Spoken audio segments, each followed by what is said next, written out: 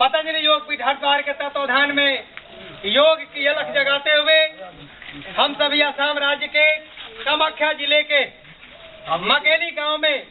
योग यात्रा, जन जागरण यात्रा, प्रभात फेरी के रूप में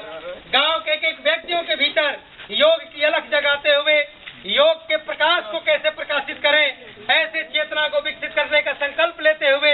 हम सभी गांव में योग जागरण यात्रा निकाल रहे हैं। आज हम सभी दीपावली के ऐसे पावन पर्व पर,